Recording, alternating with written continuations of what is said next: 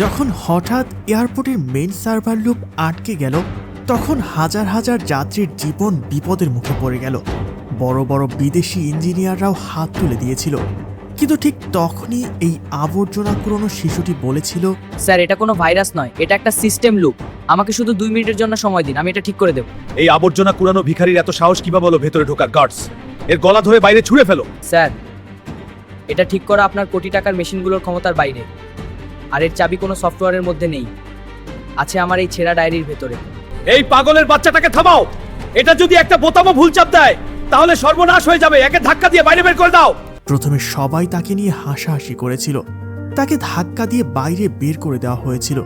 কিন্তু সেই আবর্জনা কুড়ানো শিশুটি পরের 2 মিনিটে যা করেছিল তা দেখে পৃথিবীর সবচেয়ে বড় বড় ইঞ্জিনিয়ারদের পায়ের নিচ থেকে মাটি সরে গিয়েছিল। শেষ পর্যন্ত কি ছিল এই আবর্জনা কুড়ানো শিশুটি সত্য, চলুন জেনে নেই। দুপুর ঠিক 12টা বাজছিল। দিল্লির ইন্দিরা গান্ধী আন্তর্জাতিক বিমানবন্দর তার পুরো গতিতে চলছিল। প্রতি মিনিটে বিশাল বিশাল বিমান রানওয়েতে নামছিল এবং উড়ে যাচ্ছিল। হাজার হাজার যাত্রী নিজেদের গন্তব্যের দিকে এগিয়ে যাচ্ছিল। কারো পরিবারে ফিরতে হবে, কেউ ব্যবসার ডিলের জন্য যাত্রা করছিল। কিন্তু হঠাৎ এক মুহূর্তে সব কিছু থেমে গেল। এয়ারপোর্টের সবচেয়ে সুরক্ষিত সার্ভার রুমে লাগানো ডজন ডজন বড় স্ক্রিন একসাথে কালো হয়ে গেল। এয়ার ট্রাফিক কন্ট্রোল অর্থাৎ এটিসি এর প্রধান মিস্টার খন্নার কানে লাগানো হেডফোন হঠাৎ নিস্তব্ধ হয়ে গেল।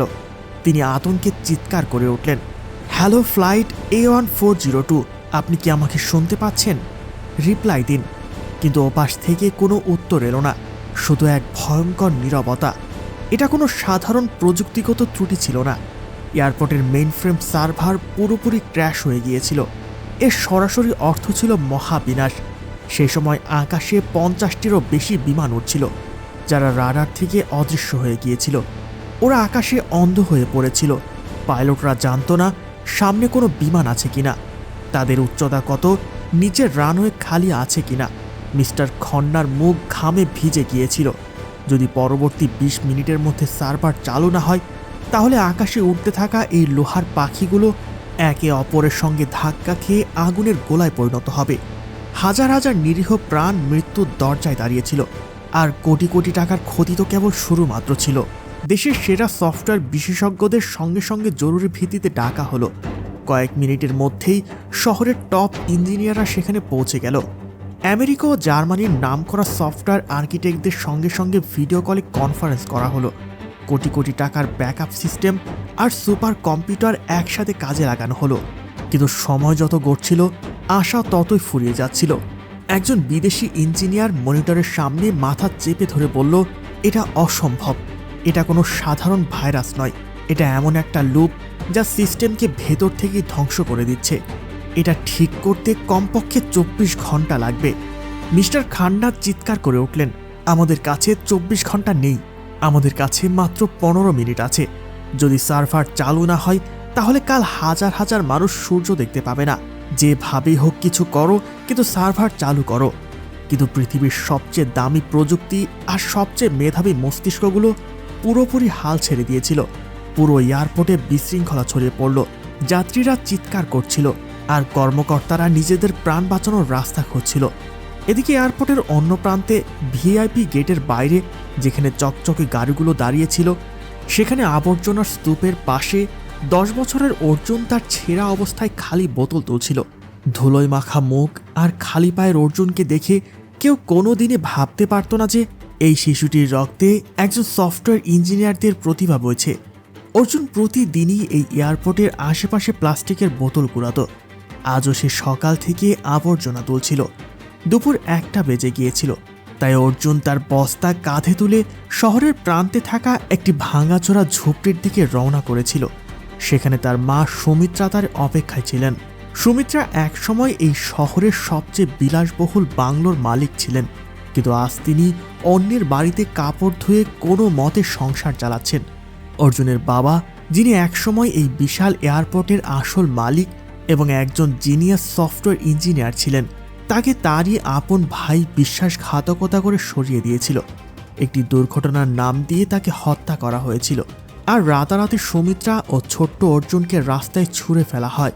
সুমিত্রা অর্জুনের অতীতের ক্ষত থেকে বাঁচাতে কখনোই বলেনি তার বাবা আসলে কে ছিলেন, কিন্তু অর্জুনের কাছে ছিল তার বাবা রেখে যাওয়া একটি শেষ স্মৃতি, একটি কালো পুরনো ডায়েরি। প্রতিদিন রাতে লণ্ঠনের ম্লান আলোয় অর্জুন তার মায়ের পাশে বসে সেই ডায়েরি পড়ত। সুমিত্রার মনে হতো সে শুধু বই দেখছে, কিন্তু অর্জুনের জন্য ওই ডায়েরি ছিল এক অমূল্য ধন ভাণ্ডার। তার বাবা সেখানে এমন সব কোডিংয়ের রহস্য লিখে গিয়েছিলেন যা পৃথিবীর কোনো বইয়ে নেই। ডায়েরির একটি পাতায় বড় বড় অক্ষরে লেখা ছিল, the ghost in the machine, মেশিনের ভেতরে প্রেত। তার নিচে ঠিক সেই একই ইরোর কোড আর ডায়াগ্রাম আঁকা ছিল, যেগুলো আজ এয়ারপোর্টের স্ক্রিনে জ্বলজ্বল করছিল। খাওয়া শেষ করে অর্জুন আবারও এয়ারপোর্টে ফিরে এলো আবর্জনা তুলতে, কিন্তু এবার দৃশ্যটা ছিল একেবারে বদলে যাওয়া। চারদিকে চিৎকার, অ্যাম্বুলেন্সের সাইরেন, পুলিশের গাড়ির আওয়াজে পুরো এলাকা কেঁপে উঠেছিল। কমান্ডোরা চারদিকে মোতায়েন ছিল। অর্জুন ভিড় ঠেলে সামনে এগিয়ে গেল। সবাই ভয়ে কাঁপছিল। সে জানতে পারল দেশের সবচেয়ে বড় এয়ারপোর্ট পুরোপুরি বন্ধ হয়ে গেছে। সার্ভার বন্ধ হওয়ায় বিমানের সঙ্গে যোগাযোগ ছিন্ন হয়ে গেছে। আকাশে উঠতে থাকা হাজার হাজার মানুষ এখন মৃত্যুর পথযাত্রী, কারণ সার্ভার ছাড়া দুটি বিমানকে সংঘর্ষ থেকে বাঁচানো অসম্ভব। কিন্তু তখনই অর্জুনের চোখ পড়ল এয়ারপোর্টের প্রবেশদ্বারে লাগানো 50 ফুট বিশাল ডিজিটাল স্ক্রিনে, যে স্ক্রিনে সবসময় ফ্লাইটের সময় দেখানো হতো। আজ সেটি রক্তের মতো লাল হয়েছিল। সাদা রঙের কোডগুলো বিদ্যুতের মতো ঝলকাচ্ছিল। Critical error 005, log in gate shutdown. অর্জুনের পা যেন জমে গেল, তার হৃদস্পন্দন বেড়ে গেল। তার চোখের সামনে একটি সিনেমা দৃশ্যের মতো ভেসে উঠল। তার বাবার সেই পুরনো ডায়েরির 42 নম্বর পাতা। সে ফিসফিস করে বলল, এটা তো সেটাই। এটা কোনো ত্রুটি নয়, এটা লজিক গেট শাটডাউন।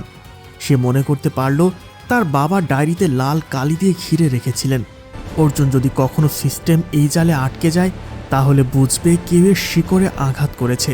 অর্জুন বুঝে গেল এই মুহূর্তের জন্যই হয়তো তার বাবা তাকে প্রস্তুত করেছিলেন। সে এক সেকেন্ডও দেরি করল না। সে তার বস্তাটা সেখানে ফেলে দিয়ে নিজের ঝুপড়ির দিকে প্রাণপণে দৌড়াতে লাগলো। তার খালি পা গরম রাস্তার উপর পুড়ে যাচ্ছিল, কিন্তু সেখানে কোনো ব্যথা অনুভব করছিল না। তার শুধু একটাই জিনিস দরকার ছিল, সেই ডায়েরি। সে হাঁপাতে হাঁপাতে তার ঝুপড়িতে পৌঁছালো। মাটির মেঝে ঘুরে বিছানার নিচে লুকিয়ে রাখা সে কালো ডায়েরিটা বের করলো। কাঁপতে থাকা হাতে সে পাতাগুলো উল্টাতে লাগলো। পাতা নম্বর 42। তার চোখে এক অদ্ভুত আলো জ্বলে উঠল। সেখানে তার বাবার হাতে লেখা ছিল, যদি কখনো মেন সার্ভার এই লুপে আটকে যায়, তাহলে পৃথিবীর কোনো অ্যান্টিভাইরাস এটাকে ঠিক করতে পারবে না। এটাকে বাইরে থেকে নয়, বরং কার্নেল রুটের ভেতরে ঢুকে একটি ম্যানুয়াল কমান্ড দিয়ে পুনরুজ্জীবিত করতে হবে।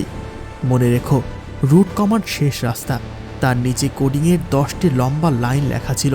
অর্জুন সেগুলোকে একটি মন্ত্রের মতো নিজের মাথার ভেতরে গেঁথে নিল। সে ডায়েরিটাকে তার জামার ভেতরে বুকের সঙ্গে চেপে ধরল আর আবার এয়ারপোর্টের দিকে দৌড়ালো। তার মনে তখন শুধু একটাই কথা, বাবা, আমি কাউকে মরতে দেব না। কিন্তু এয়ারপোর্টের ভিআইপি প্রবেশদ্বারে পৌঁছাতেই একটা ভারী হাত তাকে পেছন থেকে ধাক্কা দিল। এই ভিখারি, কোথায় ঢুকতে যাচ্ছিস?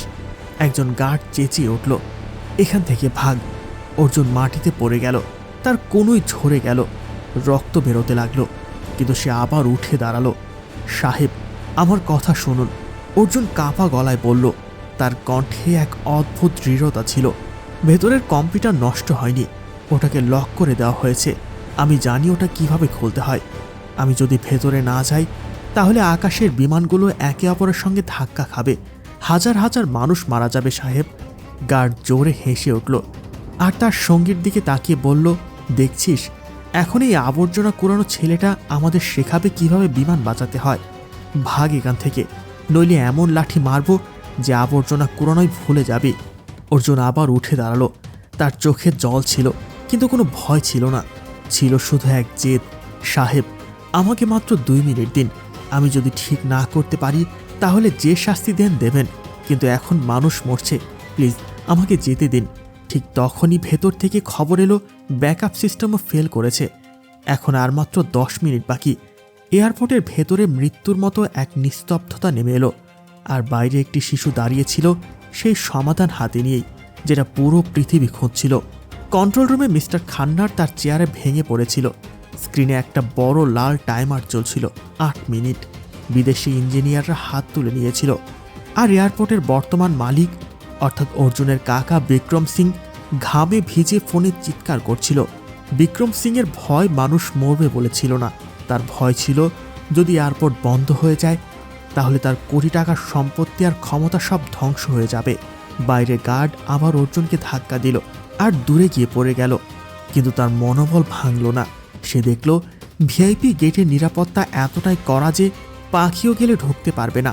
ঠিক তখনই সে লক্ষ্য করল এয়ারপোর্টের একপাশে একটা সার্ভিস ডাক আছে, যেখান দিয়ে পরিচ্ছন্নতা কর্মীরা বড় বড় আবর্জনার কন্টেনার ভেতরে নিয়ে যায়। সে ডায়েরিকে নিজের কোমরে শক্ত করে বেঁধে হাঁটু গেড়ে সেই অন্ধকার পথের দিকে এগিয়ে গেল। ভেতরের দৃশ্য ছিল আরও ভয়ঙ্কর। এটিসি হলের ভেতরে একটা গভীর নীরবতা ছিল, কিন্তু সেই নীরবতা ভয়ে ভরা ছিল।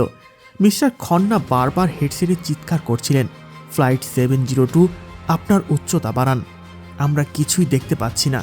ঠিক তখনই সার্ভার রুমের পেছনের একটা ছোট্ট দরজা খুলে গেল। ঘামে ভেজা ধুলোয় মাখা অর্জুন ভেতরে ঢুকে পড়ল। অর্জুনকে দেখে সেখানে দাঁড়িয়ে থাকা এক সফটওয়্যার এক্সপার্ট চিৎকার করে উঠল, সিকিউরিটি, এই ছেলে এখানে কি করছে?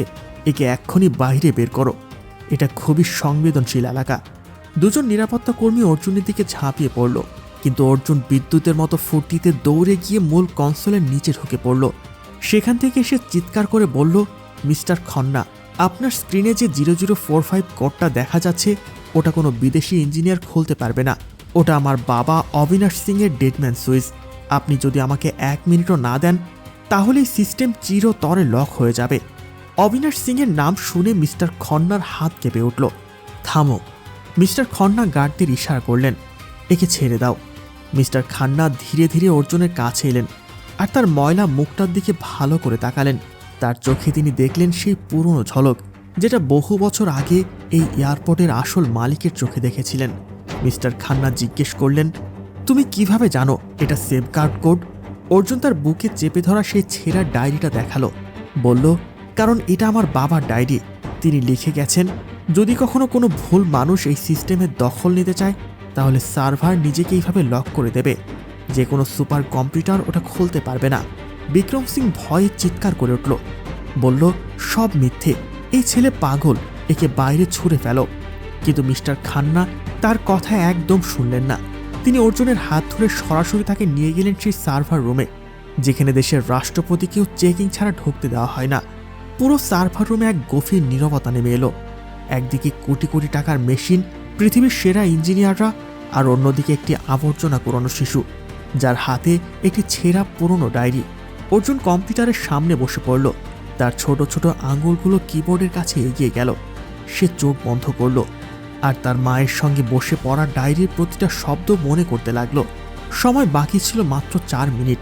ইঞ্জিনিয়াররা হাসছিল। তাদের মনে হচ্ছিল, এই বাচ্চা কি করবে, এ তো কোনোদিন মাউসও ধরেনি।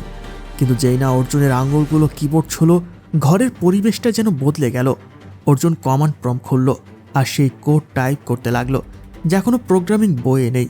স্ক্রিনের গতি এত দ্রুত হয়ে গেল যে লোকজন শুধু সাদা রেখা দেখতে পাচ্ছিল। বিক্রম সিং পেছনে দাঁড়িয়ে কাঁপছিল। তার বুঝতে শুরু হয়েছে এই বাচ্চাটা সাধারণ কেউ নয়, এটা তার ভাইয়ের সেই অংশ যাকে সে মরে গেছে বলে ভেবেছিল। স্ক্রিনের লাল টাইমার এখন দেখাচ্ছিল 3 মিনিট 45 সেকেন্ড। সার্ভার রুমের ভেতরে টান টান চাপ এতটাই বেড়ে গিয়েছিল যে সবার নিজের হৃদস্পন্দন স্পষ্ট শোনা যাচ্ছিল। অর্জুনের ছোট্ট হাতগুলো কিবোর্ডে একজন জাদুকরের মতো নাচছিল। তার মনে তখন কোনো ভয় ছিল না, শুধু তার বাবার ডায়েরির সেই শব্দগুলোই মাথার ভেতরে প্রতিধ্বনিত হচ্ছিল। হঠাৎ স্ক্রিনে একটা পপ আপ উইন্ডো খুলে গেল। সেখানে লেখা ছিল ইন্টার মাস্টার কি। সেখানে দাঁড়িয়ে থাকা একজন সিনিয়র ইঞ্জিনিয়ার হতাশায় মাথা চাপড়ে বলল, সব শেষ। মাস্টার কি শুধু এই এয়ারপোর্টের অরিজিনাল ফাউন্ডারের কাছে ছিল, যিনি এখন আর বেঁচে নেই। এটা ক্র্যাক করতে বছরের পর বছর লাগবে। কিন্তু অর্জুন থামল না। সে ডায়েরির শেষ পাতায় একটা অস্পষ্ট হেক্সাডেসিমাল কোড মনে করল। ওটা কোনো পাসওয়ার্ড ছিল না, ওটা ছিল তার মায়ের জন্মদিন আর তার বাবার প্রথম পেমেন্টের নাম্বারের এক অদ্ভুত সংমিশ্রণ। অর্জুন যখন শেষ বোতামটি চাপল, পুরো সার্ভার রুমে একটা গভীর গর্জন ছড়িয়ে পড়ল। অ্যাক্সেস গ্র্যান্টেড লেখা ভেসে উঠতেই বিক্রম সিংয়ের মুখের রং উধাও হয়ে গেল। সে পকেটে রাখা ফোনটা জোরে চেপে ধরল। তার ভয় ছিল যদি সার্ভার পুরোপুরি রিসেট হয়ে যায় তাহলে সিস্টেমের অটো লকও খুলে যাবে, যেখানে গত 10 বছরের সব কালো চিঠি, সব গোপন তথ্য নথিভুক্ত ছিল, যেগুলো সে মুছে ফেলার চেষ্টা করছিল। বিক্রম চেঁচিয়ে উঠল, এই বাচ্চা সিস্টেম হ্যাক করেছে, এ আমাদের ডাটা চুরি করেছে। সে অর্জুনকে ধাক্কা দিতে এগিয়ে এলো, কিন্তু মিস্টার খান্না বিক্রমের হাত ধরে শক্ত করে চেপে ধরলেন। বসে পড়ুন বিক্রমজি, এই বাচ্চা ওটাই করছে যেটা আপনার কোটি টাকার ইঞ্জিনিয়াররা করতে পারেনি। আপনি যদি একে থামান, আমি এই মুহূর্তে পুলিশকে ফোন করব। অর্জুন একটা গভীর শ্বাস নিল, তার কপালে ঘামের বিন্দু ঝলমল করছিল। সে শেষ কমান্ডটা টাইপ করল, রিপোর্ট সিস্টেম, ফোর্স বাইপাস ওয়ার্ডস। পরবর্তী 30 সেকেন্ডে পুরো স্ক্রিন কালো হয়ে গেল। বাইরের রানওয়েতে দাঁড়িয়ে থাকা পাইলটরা তাদের ককপিটের জানালা দিয়ে দেখল এটিসি টাওয়ারের আলো একেবারে নিভে গেল। তারপর হঠাৎ করে সব স্ক্রিন সবুজ হয়ে উঠল। কন্ট্রোল রুমের রেডিওতে একটা কণ্ঠ ভেসে উঠল, ATC, this is flight A1402, আমরা সিগন্যাল পেয়েছি, ল্যান্ডিংয়ের জন্য প্রস্তুত। একটার পর একটা বিমানের সঙ্গে যোগাযোগ পুনরুত্থান হতে লাগলো। হাজার হাজার প্রাণ বেঁচে গিয়েছিল। ইঞ্জিনিয়ারদের চোখে জল এসে গিয়েছিল। মিস্টার খান্না একটি কাগজ তুলে নিলেন। সেখানে বিক্রমের একটি ব্যক্তিগত কথোপকথনের পুরো ট্রান্সক্রিপ্ট ছিল, যেখানে সে অবিনাশকে রাস্তা থেকে সরানোর ষড়যন্ত্র করছিল। এটা এমন একটা প্রমাণ ছিল যা অস্বীকার করার কোনো উপায় নেই। বিক্রম পালানোর জন্য গেটের দিকে দৌড় দিল, কিন্তু সেখানে আগে থেকে মোতায়েন থাকা নিরাপত্তারক্ষীরা তাকে ধরে ফেলল। তার মুখের যে অহংকার ছিল তা এখন ধ্বংসস্তূপের মতো ভেঙে পড়েছিল। সে বুঝে গিয়েছিল তার বড় ভাই কবর থেকে উঠে এসে আজ তার হিসাব চুকিয়ে নিয়েছে। পুলিশ বিক্রমকে টেনে নিয়ে বাইরে বের করে নিয়ে গেল। যে এয়ারপোর্টের কর্মীরা গতকাল পর্যন্ত বিক্রমের সামনে মাথা নত করত, আজ তারা তাকে ঘৃণাভরা চোখে দেখছিল। মিস্টার খান্না অর্জুনের সামনে হাঁটু গেড়ে বসলেন। তার চোখে ছিল অনুশোচনা। তিনি বললেন, বাবা, আমাদের সবাইকে ক্ষমা করে দিও, আমরা সত্যটা দেখতে পারিনি। আজ তুমি না থাকলে তোমার বাবার স্বপ্ন আর হাজার হাজার মানুষের প্রাণ দুটোই শেষ হয়ে যেত। আর তার ছেঁড়া ডায়েরিটা বুকের সঙ্গে জড়িয়ে ধরল। এখন সে বুঝতে পারল তার বাবার ডায়েরিতে যে কন্ট্রোল ইরোরের লুপের কথা লিখেছিলেন সেগুলো আসলে তাকে ভবিষ্যতের জন্য প্রস্তুত করছিল। মিস্টার খান্না অর্জুনকে নিয়ে গেলেন তার সেই ঝুপড়িতে, যেখানে তার মা সুমিত্রা ছেঁড়া কাপড় ধুচ্ছিল। যখন সুমিত্রা দেখলেন তার ছেলে একটি দামি গাড়ি থেকে নামছে আর তার পেছনে পুলিশ আর বড় বড় অফিসাররা হাত জোর করে দাঁড়িয়ে আছে, তখন তিনি কিছুই বুঝতে পারলেন না। মিস্টার খান্না সুমিত্রার পায়ে হাত দিয়ে বললেন, ভাবিজি, ইনসাফ হয়ে গেছে, দাদার খুনিরা জেলে চলে গেছে, আর আজ থেকে এয়ারপোর্ট আর পুরো সাম্রাজ্যের আসল মালিক আপনি আর অর্জুন। সুমিত্রার চোখ থেকে অশ্রুর বাঁধ ভেঙে গেল। তিনি অর্জুনকে বুকের মধ্যে জড়িয়ে ধরলেন। অর্জুন ধীরে বলল, মা, বাবা ডায়েরিতে লিখে গেছেন, সত্য কখনো হারে না, শুধু সঠিক সময়ের অপেক্ষা করে। কয়েক মাসের মধ্যেই সব কিছু বদলে গেল। এয়ারপোর্টের বোর্ডরুমে এখন বিক্রমের জায়গায় বসত অর্জুন আর সুমিত্রা। সে প্রথমে সেই আবর্জনা কুড়ানো শিশুদের জন্য একটি ওয়ার্ল্ড ক্লাস স্কুল আর কোডিং সেন্টার বানালো, যেখানে সে নিজেও একদিন আবর্জনা তুলত। ভারতের একটা শহরের রেল স্টেশনে একজন ভিখারি থাকত। সে সেখানে আসা যাওয়া করা ট্রেনের যাত্রীদের থেকে ভিক্ষা নিয়ে নিজের পেট ভরাতো। একদিন সে যখন ভিক্ষা চাইছিল, তখন একজন স্যুট প্যান্ট পরা লম্বা একজন লোক তাকে দেখতে পেল। ভিখারিটা ভাবল, এই লোকটা তো অনেক ধনী মনে হচ্ছে, এর থেকে ভিক্ষে চাইলে নিশ্চয়ই ভালো টাকা পাবো। তাই সেই স্যুট প্যান্ট পরা লম্বা লোকের কাছে ভিক্ষা চাইতে লাগলো। ভিখারিকে দেখে সেই লম্বা লোক বলল, তুই তো সারাক্ষণ শুধুই চাচ্ছিস, কখনো কি কাউকে কিছু দিয়েছিস? ভিখারি বলল, স্যার, আমি তো ভিখারি, সবসময় মানুষদের থেকে চাইতেই থাকি, আমার এমন কোনো সামর্থ্য নেই যে কাউকে কিছু দেব। লম্বা লোক বলল, যখন কাউকে কিছু দিতে পারিস না, তখন তোর অন্যের কাছে চাওয়ারও কোনো অধিকার নেই। আমি একজন ব্যবসায়ী, আর আমি লেনদেনে বিশ্বাস করি। যদি তোর কাছে আমাকে কিছু দেওয়ার থাকে, তবে আমি তোকে তার বদলে কিছু দিতে পারবো। এই বলে সেই লম্বা লোকটা ট্রেনে চড়ে চলে গেল। এদিকে ভিখারি তার কথা নিয়ে ভাবতে লাগলো। সেই লম্বা লোকের কথা ভিখারির হৃদয়ে গেঁথে গেল। সে ভাবতে লাগলো, হয়তো আমি ভিক্ষা নিয়ে অধিক টাকা পাই না, কারণ আমি তার বদলে কাউকে কিছু দিতে পারি না, কিন্তু আমি তো ভিক্ষুক, কাউকে দেওয়ার মতো কিছু তো নেই আমার কাছে। তবে কতদিন আমি মানুষের কাছে শুধু চেয়ে থাকবো আর খাবো? অনেক ভাবনার পর ওই ভিক্ষুক ঠিক করলো যে তাকে ভিক্ষা দেবে, তার বদলে সে অবশ্যই তাকে কিছু দেবে। কিন্তু এখন তার মাথায় এই প্রশ্নটা ঘুরছে, সে নিজে তো ভিক্ষুক, তাহলে ভিক্ষার বদলে অন্যদের কি দিতে পারে? এই চিন্তায় 2 দিন কেটে গেল, কিন্তু উত্তর পেল না। তৃতীয় দিনে যখন সে স্টেশনের কাছে বসেছিল, তখন তার চোখ পড়ল কিছু ফুলের ওপর, যা স্টেশনের আশেপাশের গাছগুলোতে ফুটেছে। সে ভাবল, কেননা আমি মানুষদের ভিক্ষার বদলে কিছু ফুল দিয়ে দেই। তার এই আইডিয়াটা ভালো লাগলো আর সে ওখান থেকে কিছু ফুল তুলল আর ফুলগুলো হাতে নিয়ে সে ট্রেনে ভিক্ষা চাইতে লাগলো। যখনই কেউ তাকে ভিক্ষা দিত সে তার বদলে কিছু ফুল দিয়ে দিত। মানুষরাও খুশি হয়ে ওই ফুলগুলো নিজেদের কাছে রেখে দিত। এখন ওই ভিক্ষুক প্রতিদিন ফুল তোলে আর ভিক্ষার বদলেই ফুলগুলো মানুষকে দেয়। সে কিছুদিনের মধ্যে বুঝতে পারলো এখন অনেকেই তাকে ভিক্ষা দিতে শুরু করেছে। সে স্টেশনের কাছে থাকা সব ফুল তুলে আনতো। যতক্ষণ ফুল থাকতো ততক্ষণ অনেকেই তাকে ভিক্ষা দিত, কিন্তু ফুল শেষ হয়ে গেলে তখন কেউ ভিক্ষাও দিত না। এভাবেই প্রতিদিন চলতে লাগলো। একদিন যখন সে ভিক্ষা চাইছিল তখন দেখলো সেই লম্বা লোকটা বসে আছে, যিনি তাকে ভিক্ষার বদলে ফুল দিতে অনুপ্রেরণা দিয়েছিলেন। সে সাথে সাথে সেই লোকটার কাছে গেল আর ভিক্ষা চাইতে লাগলো। সে সেই লোকটাকে বলল, আজ আমার কাছে আপনাকে দেওয়ার জন্য কিছু ফুল আছে, আপনি আমাকে ভিক্ষা দিন, আমি এর বদলে আপনাকে ফুল দেব।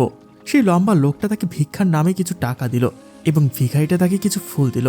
লম্বা লোকটা তার কথা খুব পছন্দ করলো, বলল, ওয়াও কি সুন্দর, আজ তুমি আমার মতো একজন ব্যবসায়ী হয়ে গেছো। এ বলে সে ফুল নিয়ে চলে গেল। আবার ওই লম্বা লোকের কথাগুলো ভিখারির মনে গেঁথে গেল। সে বারবার ওই কথাগুলো ভাবতে লাগলো আর লোকটা যে টাকাগুলো দিয়েছে ওটা দেখে ওর চোখ ঝিলিক দিয়ে উঠল। মনে হলো এবার সফলতার চাবিটা হাতে পেয়েছে, যেটা দিয়ে ও নিজের জীবন বদলে দিতে পারে। ও সঙ্গে সঙ্গে ট্রেন থেকে নেমে গেল আর উত্তেজিত হয়ে খুব জোরে আকাশের দিকে তাকিয়ে বলল, আমি ভিখারি নই, আমি একজন ব্যবসায়ী, আমিও ধনী হতে পারি। লোকের ওকে দেখে ভাবলো হয়তো এই ভিখারি পাগল হয়ে গেছে। আর পরের দিন থেকে ওই ভিখারিকে ওই স্টেশনে আর কখনো দেখা যায়নি। 6 মাস পর আবার একদিন একই স্টেশনে দুজন লোক স্যুট প্যান্ট পরে ভ্রমণ করছিল। তারা একে অপরকে দেখল এবং একজন আরেকজনের হাত ধরে বলল, তুমি কি আমাকে চিনতে পারছো? দ্বিতীয়জন বলল, না, আমার মনে হয় আমরা এখনই প্রথমবার মিলিত হচ্ছি। প্রথমজন বলল, না, মনে করো আমরা প্রথম নয়, তৃতীয়বার মিলিত হচ্ছি। দ্বিতীয়জন বলল, মনে পড়ছে না, আর আমরা কি আগে কখনো মিলেছিলাম? প্রথমজন হাসলো আর বলল, আমরা আগেও 2 বার এই ট্রেনে মিলেছিলাম।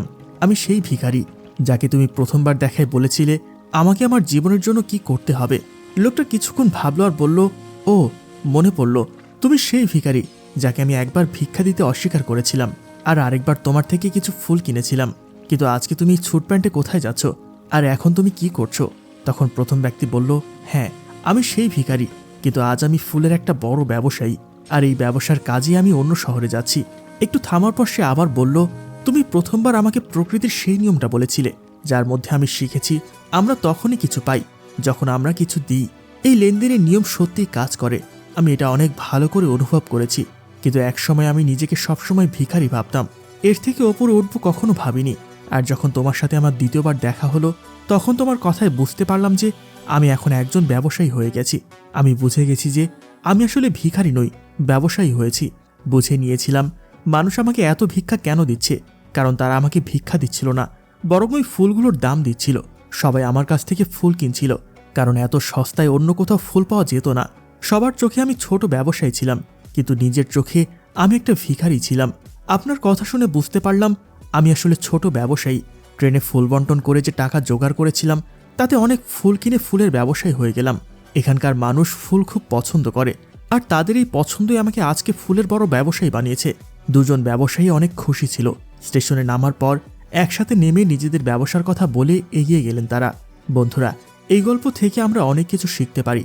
গল্পের বড় ব্যবসায়ী গিভ অ্যান্ড টেকের নিয়ম খুব ভালোভাবে জানত। দুনিয়ার সব বড় ব্যবসায়ী এই জীবন নিয়ম ব্যবহার করে সফল হয়েছে। এই সূত্রটা সে ভিখারিকেও বলেছিল। ভিখারি এই প্রকৃত নিয়ম মেনে নেয় এবং এর প্রভাব তার জীবনে স্পষ্ট হয়ে ওঠে। সে তার চিন্তা বদলালো আর তার জীবন বদলে গেল। এই গল্প আমাদের শেখায়, যদি আমরা নিজেদের ভাবনা বদলাই তাহলে কোনো কিছুই অসম্ভব নয়। যদি আমরা নিজেকে ছোট মনে করি তাহলে আমরা সবসময় ছোটই থাকব। বড় হতে হলে আমাদের ভাবনাও বড় করতে হবে আর নিজের ব্যাপারে বড় ভাবতে হবে। গল্পের মূল কথা হলো, সফলতা তোমার চিন্তাধারার মধ্যে লুকিয়ে আছে। নিজের আত্মসম্মান জাগাও, ভাবনাকে বড় করো আর দেখো কিভাবে তুমি সফলতার শিখরে পৌঁছে যাও। আমরা যখন ব্যস্ত রাস্তায় হাঁটি তখন পথের ধারে পড়ে থাকা ধুলোমাখা জীর্ণ জীবনগুলোর দিকে তাকানোর সময় আমাদের থাকে না। ওদের আমরা পাগল বলি, সমাজের আবর্জনা মনে করে নাক ছিটকাই।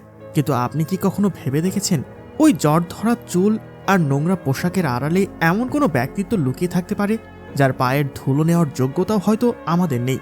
নিয়তির পরিহাসে আজ যাকে আমরা তুচ্ছ করছি হয়তো একসময় তার হুঙ্কারে শত্রুপক্ষ থরথর করে কাঁপত। আজকের এই কাহিনী আপনাকে বাধ্য করবে আপনার দৃষ্টিভঙ্গি বদলাতে। হৃদয়ের সবটুকু আবেগ দিয়ে শুনুন এক বিস্তৃত বীরের উত্থান, যাকে পৃথিবী ছুঁড়ে ফেলে দিয়েছিল আবর্জনার স্তূপে।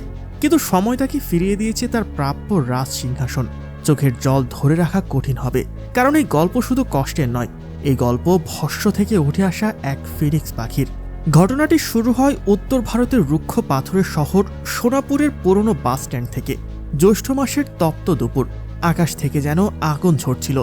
বাস স্ট্যান্ডে যাত্রীদের উপচে পড়া ভিড়, চারদিকে বাসের হর্ন আর হকারদের চিৎকারে কান পাতা দেয়। এই হট্টগোলের মাঝে জলের ট্যাঙ্কের একপাশে চুপচাপ বসেছিল এক অদ্ভুত দর্শন লোক। কেউ তার আসল নাম জানত না, সবাই তাকে ভোলা পাগল নামেই ডাকত। তার চেহারা দেখে যে কারোরই গা শিউরে উঠবে। মাথায় জটা ধরা লম্বা চুল, ধুলোয় মাখামাখি শরীর, আর পরনে বলতে শুধু কোমরে জড়ানো এক টুকরো চট, আর গায়ে এক ফালি জীর্ণ জামা। তার পায়ে ছিল ফোসকা পড়া চামড়া, যেন কত পথ হেঁটে এসেছে সে। ভোলা সবসময় নিজের মনেই বিড়বিড় করত, কখনো শূন্যে হাত নাড়াতো, কখনো অকারণে হেসে উঠত, আবার কখনো বা এমনভাবে সোজা হয়ে দাঁড়াতো যেন কাউকে স্যালুট করছে। বাসস্ট্যান্ডের ঠিক উল্টো দিকে ছিল মহাজন গোবিন্দের বিখ্যাত মিষ্টির দোকান। গোবিন্দ ছিল অত্যন্ত রাগী এবং নিজের দোকানের সুনাম নিয়ে সবসময় চিন্তিত এক অহংকারী ব্যবসায়ী। সেদিন দোকানে খদ্দেরদের বেশ ভিড় ছিল। ক্ষুধার্ত ভোলা এক দৃষ্টিতে তাকিয়েছিল গোবিন্দের কড়াইতে ভাজা গরম সিঙ্গারাগুলোর দিকে। খিদে মানুষকে পশুর স্তরে নামিয়ে আনে, কিন্তু ভোলা তবুও তার আত্মসম্মান হারায়নি। সে হাত পেতে ভিক্ষা চায়নি, শুধু দূর থেকে লোলুপ দৃষ্টিতে তাকিয়েছিল। হঠাৎ একটি নেড়ি কুকুর ভোলার পাশে পড়ে থাকা একটা এঁটো কলাপাতা চাটতে শুরু করলো। ক্ষুধার জ্বালায় ভোলা সেই কুকুরটিকে তাড়িয়ে দিয়ে নিজে সেই পাতা থেকে খাবারের উচ্ছিষ্ট অংশটুকু তুলে নিতে গেল। এই দৃশ্য দেখে মহাজন গোবিন্দর পিত্তি জ্বলে গেল। সে চিৎকার করে উঠল, ওরে অলক্ষণে, মরার আর জায়গা পেলি না? আমার দোকানের সামনেই তোকে মরতে হবে। খরিদ্দার সব পালিয়ে যাচ্ছে তোর জন্য।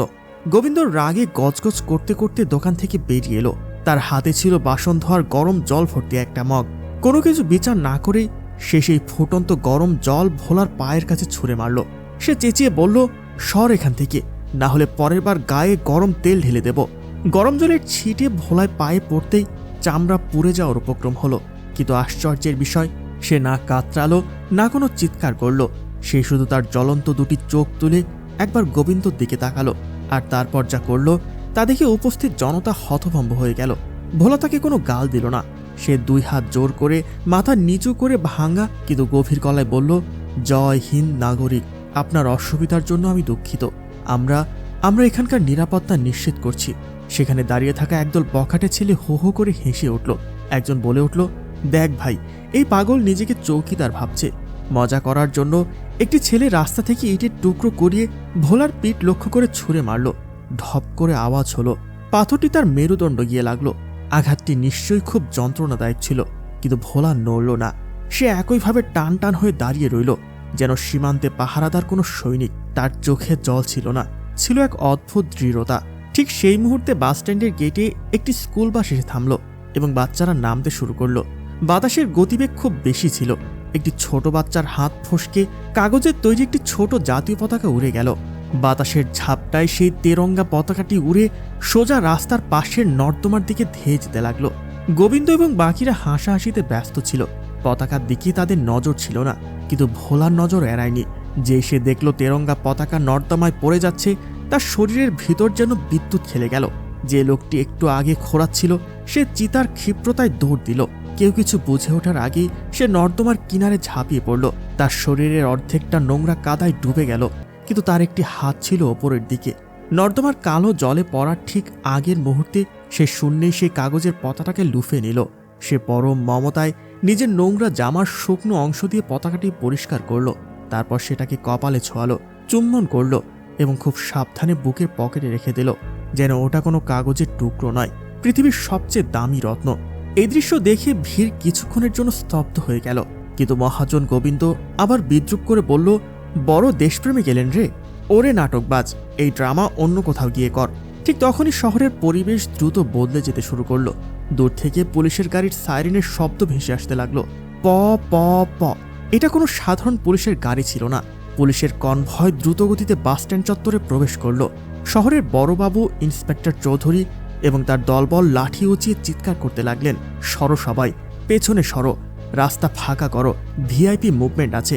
সোনাপুর ক্যান্টনমেন্টের আর্মি চিফ বর্ডার পরিদর্শনের জন্য এই রাস্তা দিয়ে যাচ্ছেন ইন্সপেক্টর চৌধুরী ধমক দিয়ে গোবিন্দকে বললেন, এই মহাজন, দোকানের মালপত্র ভেতরে ঢোকা, জেনারেল সাহেবের গাড়ি এই পথ দিয়ে যাবে, রাস্তায় যেন একটা মাছিও না দেখা যায়।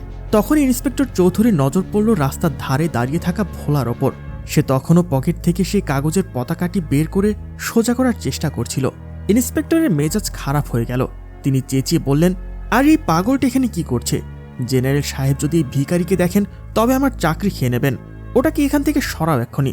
দুজন কনস্টেবল দৌড়ে ভোলার কাছে গেল। তারা বলল, চল ভাগ এখান থেকে, বড় সাহেবরা আসছেন। তারা ভোলার কলার ধরে টেনে হিঁচড়ে পেছনে নিয়ে যাওয়ার চেষ্টা করলো, কিন্তু ভোলা তার জায়গা থেকে এক চুল নড়তে চাইল না। সে বারবার রাস্তার দিকে তাকাচ্ছিল এবং কনস্টেবলের হাত ছাড়িয়ে বলছিল, গাড়ি আসছে, কমান্ডার আসছে, আমাকে রিপোর্ট করতে হবে, আমার ডিউটি। কনস্টেবল রেগে গিয়ে তার লাঠি দিয়ে ভোলার হাঁটুতে বাড়ি মারল। বলল, বড় এসেছে রিপোর্ট করতে, চুপচাপ ডাস্টবিনের আলে বসে থাক। আঘাতে ভোলা হাঁটু গেড়ে পড়ে গেল, কিন্তু তার দৃষ্টি তখনও রাস্তার দিকে নিবদ্ধ ছিল। তখনই সামনে ধুলোর ঝড় তুলে কনভয় আসতে দেখা গেল। সবার আগে মিলিটারি পুলিশের বাইক, পেছনে পাইলট জিপসি এবং মাঝখানে একটি বিশাল কালো রঙের বুলেট প্রুফ ল্যান্ড ক্রুজার, যার সামনে 3টে তারা এবং সেনাবাহিনীর পতাকা লাগানো ছিল। এটি ছিল লেফটেন্যান্ট জেনারেল বিক্রম রায়ের গাড়ি। জেনারেল বিক্রম রায় সেনাবাহিনীর শৃঙ্খলা এবং কঠোরতার এক মূর্ত প্রতীক।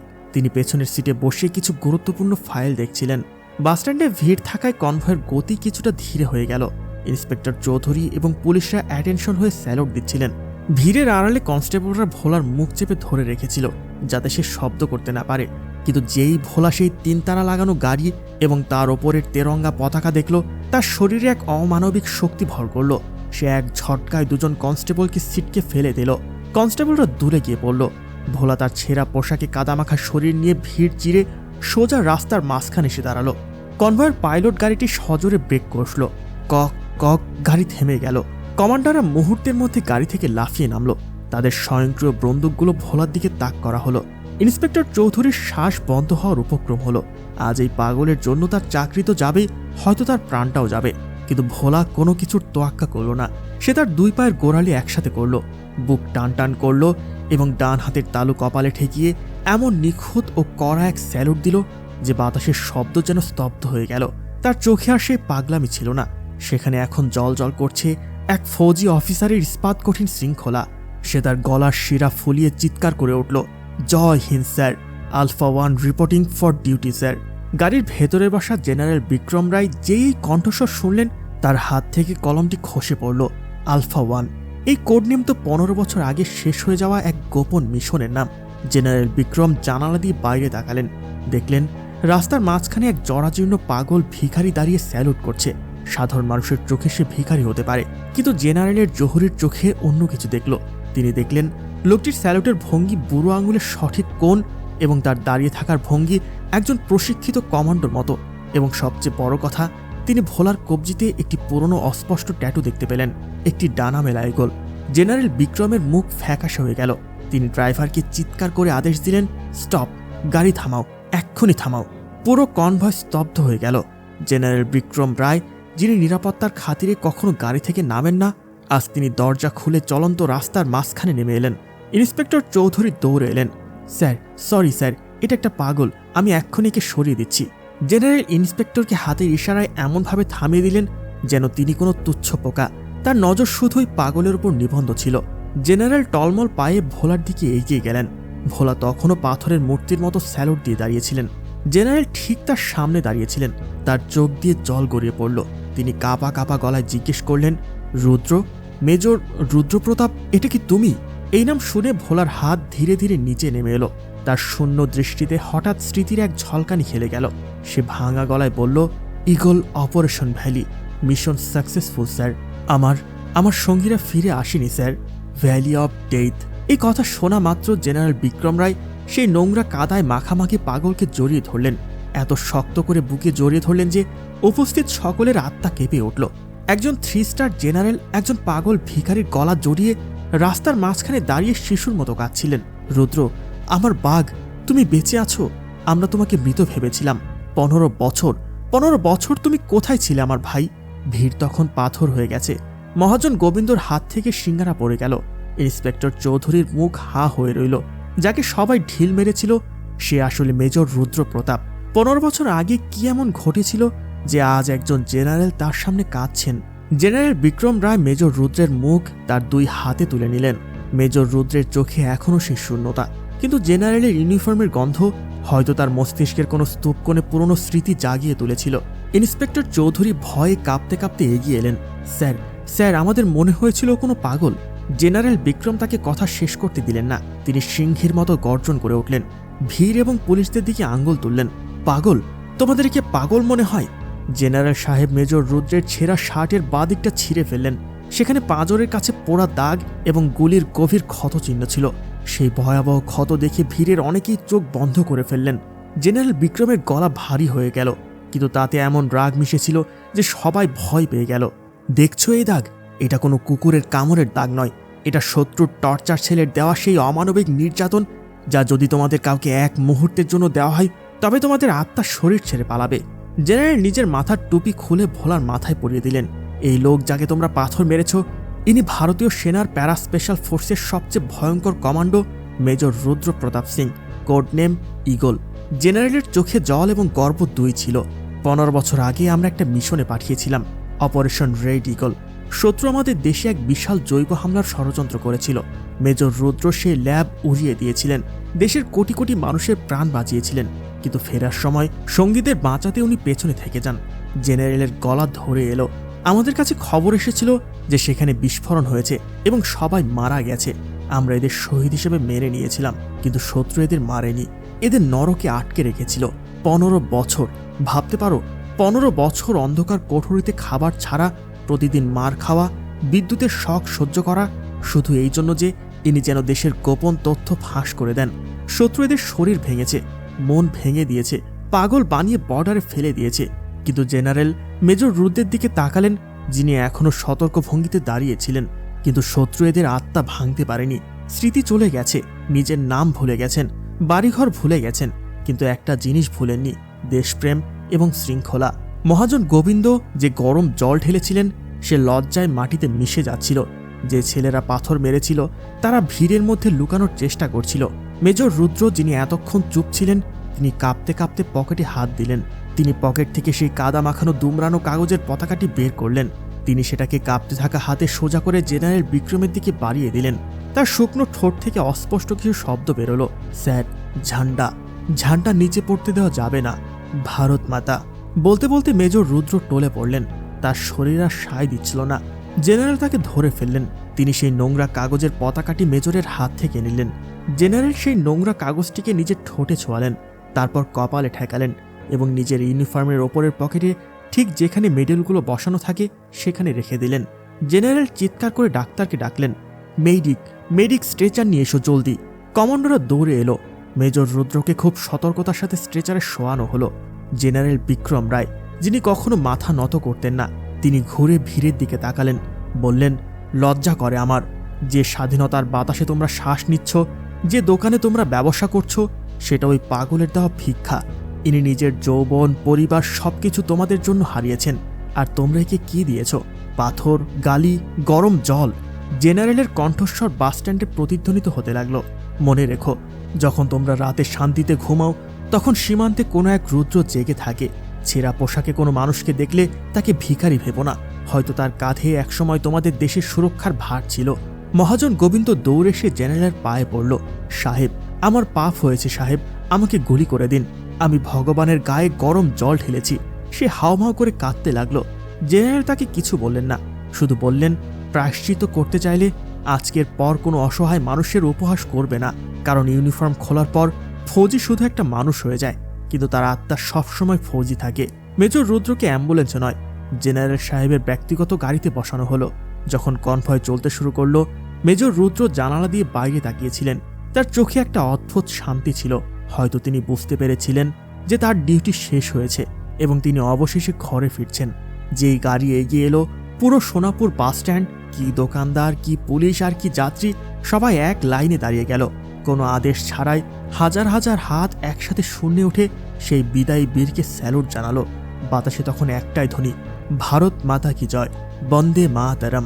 পরে জানা গিয়েছিল যে আর্মি হাসপাতালে 6 মাসের চিকিৎসার পর মেজর রুদ্রের স্মৃতিশক্তি ফিরে এসেছে। তাকে মহাবীর চক্র দিয়ে সম্মানিত করা হয়েছে। এবং তিনি তার গ্রামে পরিবারের কাছে ফিরে গেছেন। কিন্তু সেই দিন সোনাপুরের মানুষ যে শিক্ষা পেয়েছিল তা তাদের আগামী প্রজন্ম মনে রাখবে। বন্ধুরা, এই গল্প আমাদের শেখায় যে কারোর বাইরের অবস্থা দেখে তার ভেতরের মানুষকে বিচার কখনো করবেন না। আমাদের সমাজে না জানি কত এমন অজানা নায়ক বা আনসিন হিরোজ আছেন যারা নীরবে নিজেদের বলিদান দিয়ে যান এবং বিনিময়ে আমাদের থেকে শুধু একটু সম্মান আশা করেন। পরের বার রাস্তায় কোনো অসহায় পাগল বা কোনো বৃদ্ধকে দেখলে তাকে দূর দূর করে তাড়িয়ে দেওয়ার আগে একবার ভাববেন, হয়তো তিনিও কোনো এক হারিয়ে যাওয়া রুদ্র। যদি এই কাহিনী আপনার চোখে জল এবং হৃদয়ে দেশের সম্মান জাগিয়ে থাকে, তবে অনুগ্রহ করে এই ভিডিওটি লাইক করবেন।